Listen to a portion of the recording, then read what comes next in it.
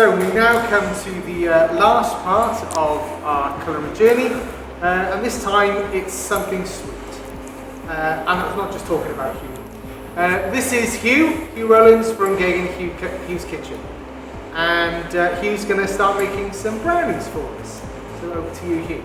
Yeah, so again, like Phil said, something nice and sweet, something chocolatey. Everybody loves some chocolate in any product.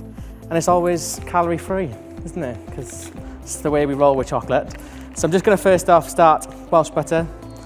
Always the best butter to use. I'm going to put 185 grams of butter in the saucepan. I'm going to cube it first to make it easier to melt.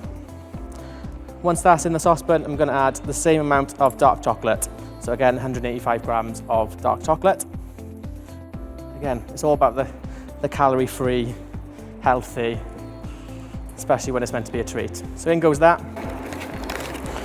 Is there anything better than a treat? No, and you've got to, even if you're one of the fittest people in the world, you're going to have a treat to kind of keep yourself, well, normal, I suppose. You kind of need that to keep you going. So I'm just going to add in the 185 grams of dark chocolate, and we're just going to get that to melt. So slowly but steadily it will start to go. We don't want to warm it up too much, otherwise it will burn the chocolate. It's just nice and slow. The hob's only on 1, just for it to, like I said, melt gently. You're a professional baker, and you use, I see you're using obviously chocolate drops. Is that the best thing for using something like this to melt down rather than blocks? Yeah, you want to be looking at a nice chocolate. You don't want to be looking at the cooking chocolate side of it, because it just doesn't have that same taste. Bourneville is a great one to use. Caribou, if you've got the money and you've got the time to go down and purchase it, that's what I use. It's around 56% dark chocolate. Too dark makes it too bitter, and then obviously you don't want to use milk chocolate, because otherwise it doesn't quite get that gooey brownie taste that we're after. So yeah, if you are going to use block chocolate, just maybe cut it up ever so slightly, just so to reduce the time that it takes to melt. So once you've done that, that's going to melt nice and slowly. In the pan, in the bowl, you're going to add 250 grams of a mix of caster sugar and soft brown sugar. This then adds more of that caramelly taste to the brownie and adds to that the gooey texture that we want. When you say a mix, what sort of ratio is that? So in there's 100 grams of soft brown sugar and 150 grams of caster sugar. You don't want to overpower it with the dark sugar or the soft brown sugar. You want to kind of have that equal balance. So that's just melted down nicely now for me. There's enough heat in there to melt the rest of that butter. So I'm just going to turn that off. Pop it there so it cools down ever so slightly. So back to the bowl. I'm going to take 3 eggs and pop them in the bowl as well. Again, free-range eggs are the best. If you can get them locally, by all means do so. Farm eggs are okay, but as Hugh's Kitchen, we tend to use the free-range eggs. Happy hens make happy cakes is my little motto. So yeah, once all 3 of those are in the bowl. So you obviously you just mentioned Hugh's Kitchen, as that's who you are. Tell us a little bit about it. How long have you been trading as Hugh's Kitchen? So Caerphilly Hugh's Kitchen has been up and running for around 4 years this year. Very strange year due to the pandemic, so unfortunately haven't baked very much for the last year. But it is something that is hopefully going to continue to grow. Yeah. So we started off doing everything and anything baked: cupcakes, brownies, bread, celebration cakes, wedding cakes, shortbread. But I've kind of narrowed it all down just because of time. So I now look at brownies, cupcakes, and some courses. So you specialise? Yeah, specialise in something that I'm more passionate about. Didn't have the time to spend on celebration cakes, and there's some amazing cake makers out there, and they've got the time and effort to make these fantastic cakes, and I felt like I was kind of undercutting them by doing an okay job when they can make a fantastic job of it. So I stuck to what I love, hence the build. I'm a massive chocolate fan, so it worked really well. So in the bowl then I added some vanilla extract, again around 10 ml or just a good teaspoonful to that.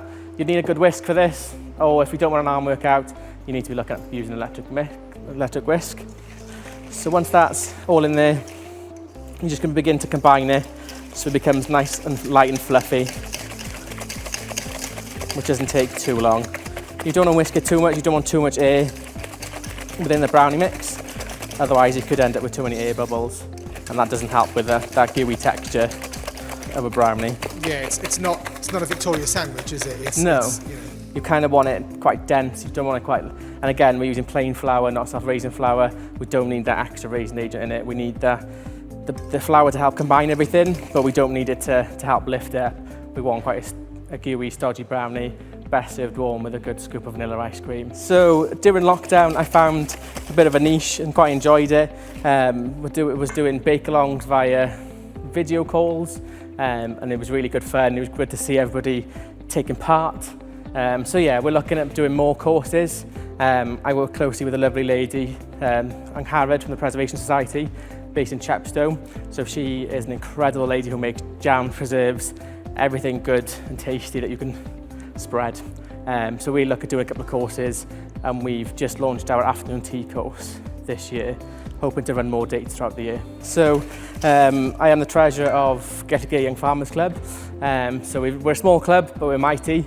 We do really well. So yeah, we've got a good couple of members. So yeah, it's good fun to work closely with farmers. And if I can use their produce in my baking, then I do try to. But they were my guinea pigs throughout lockdown. Glamorgan, County, and Get a Gear were my little guinea pigs for my courses. So that worked really well. And some good feedback. I think they've just been really nice, to be honest. So once you've got that kind of light consistency, not too bubbly, we kind of want it to be, like I said, not too many air bubbles. We're going to go ahead and add the plain flour. So there's 115 grams of plain flour in there. Straight in the bowl. People are going to shout at me because I didn't sieve it. Life is way too short to serve flour. Unless you're making pasta, then by all means, whack it in. Give that a little mix. And then we're going ahead and add the chocolate mix. So it's nice and melted. It's all combined, so that's the chocolate and the butter. I'm just going to add that slowly. Going to add half of it in. Give this a good mix. And then add the second half. So once you've got that all nice and mixed, there's no pockets of flour, there's no gaps, it's all been mixed in quite nicely. Just going to pop it into a tray. So I've got the prepared tray here. Just a quick bit of grease within the bottom just to stop it sticking. And then we're just going to go ahead and pour that in to the bowl.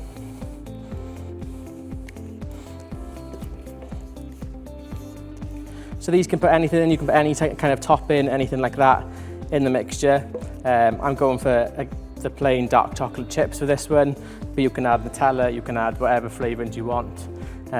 Mars and Twix are some of my most popular because of the gooey consistency that we can get from both products.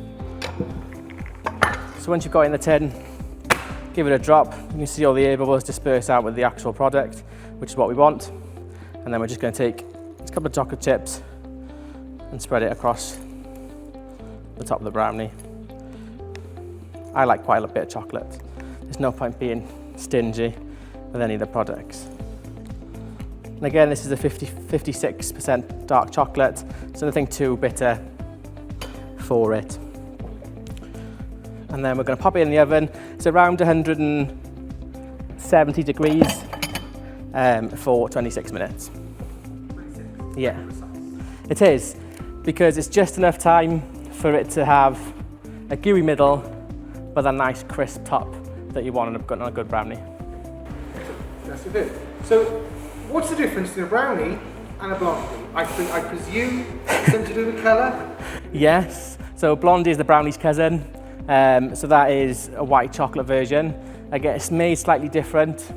It's used more margarine rather than butter because of the fat content that's already in white chocolate. And again, that's another versatile product like a brownie. You can make jammy dodger ones by swirling good jam in there. Again, using the Preservation Society's jam. I've done that before now with strawberry and Prosecco jam. I've swirled it through and then broken up some shortbread biscuits into it and baked it in the oven. So it's the white chocolate version of a brownie. It still should be nice and golden on the top, quite gooey in the middle. So have you got one that you made earlier? Yes, like true Blue Peter fashion. So this is what we were looking at earlier on. So once it's out of the oven, once it's had its 26 minutes precisely, you want it to be that crispy top on the brownie, and so we know it's nice and cooked. It needs to be set in the fridge overnight. This helps with being able to cut it and then serve it nicely. So let me just grab a bacon. Let's cut this up so you can see what it looks like.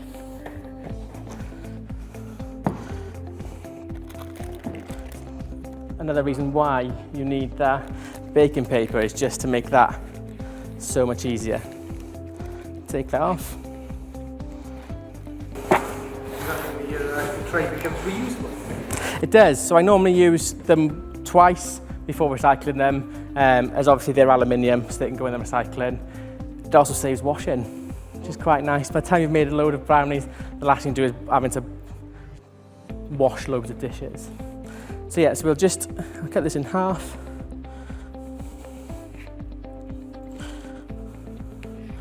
So that's the kind of filling you're after.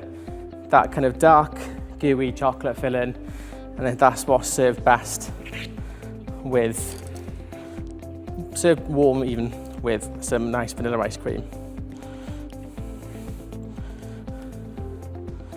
Do them in bite-sized chunks.